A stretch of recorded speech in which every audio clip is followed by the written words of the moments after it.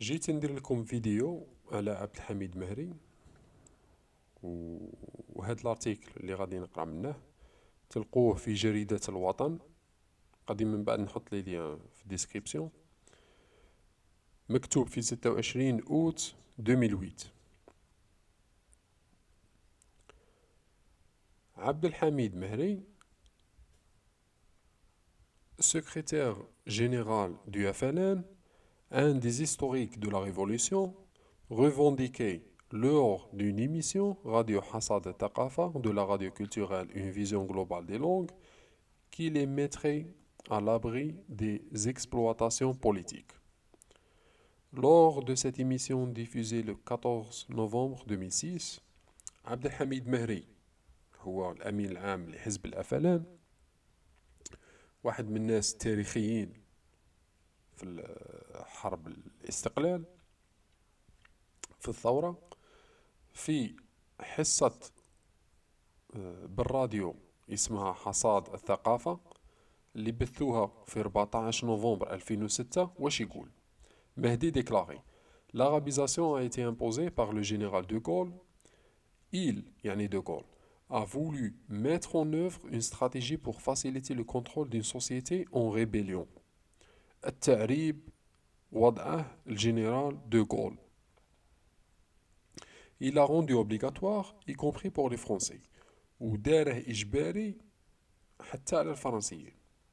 Le décret fut signé par Debré et de Gaulle avec bien sûr des arrière-pensées politiques. وهذا القرار وقع عليه دوبغي ووقع عليه دو غول، كانت عندهم خلفيات سياسية. هذا الارتيكل غادي تلقوه تاني في جريدة ليكسبرسيون، حتى هي معروفة جريدة الكوتيديان. هو نفس الهضرة تلقوها هنايا. لارابيزاسيون نوز ا ايتي امبوزي باغ دو غول. هذا الارتيكل تاع ليكسبرسيون مكتوب في لو 15 نوفمبر 2006، يعني كي داروا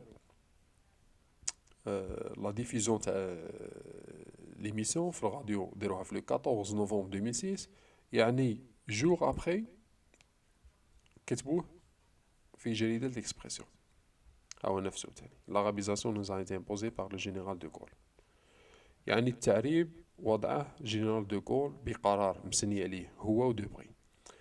نشوفوا اولا الناس اللي ما تعرفش عبد الحميد مهري شكون هو. عبد الحميد مهري تولد في 3 افريل 1926 بقسنطينة. المهم حياته طويلة معروفة.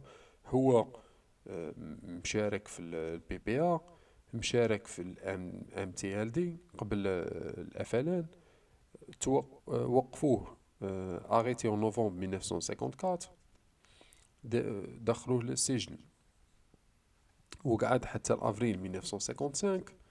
المهم الناس المؤسسين المشاركين في الثورة، المؤسسين ليها. اللي يهمنا واش دار، واش كانت الأعمال تاعه.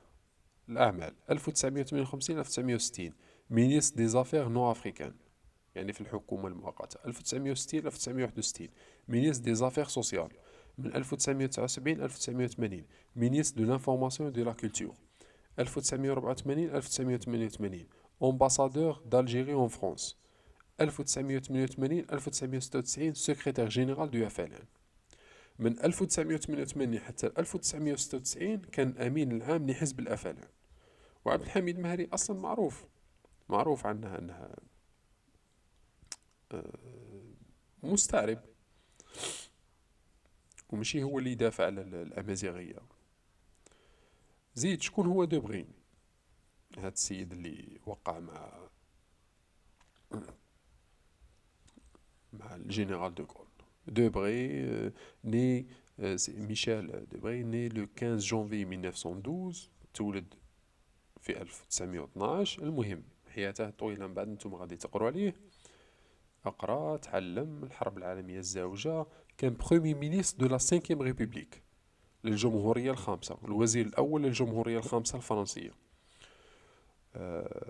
Il devient garde des Sceaux, ministre de la Justice en 1958 dans le gouvernement de Charles de Gaulle. Premier ministre le 8 janvier 1959 في حكومة دوغول كان اليمين تاعه كيما نقولوا. هاو ميشيل دوبغي متصور مع البريمي مينيستر ديزرايل دافيد بن غوريون، انسان بيلي في فرنسا وفي الحكومة الفرنسية. بغاف هاد الفيديو قصير لينا حنايا قاع الجزائريين ولخوتي اللي راهم يسمعوا فيا لي زالجيريان، سواء المستعربين ولا ماشي مستعربين، باللي التعريب جاكم من عند دوغول.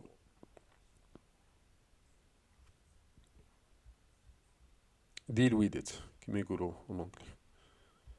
ايا داكور، ميرسي، نتلاقو في فيديو الفيديو بروشان. بسلامة، تبقوا على خير.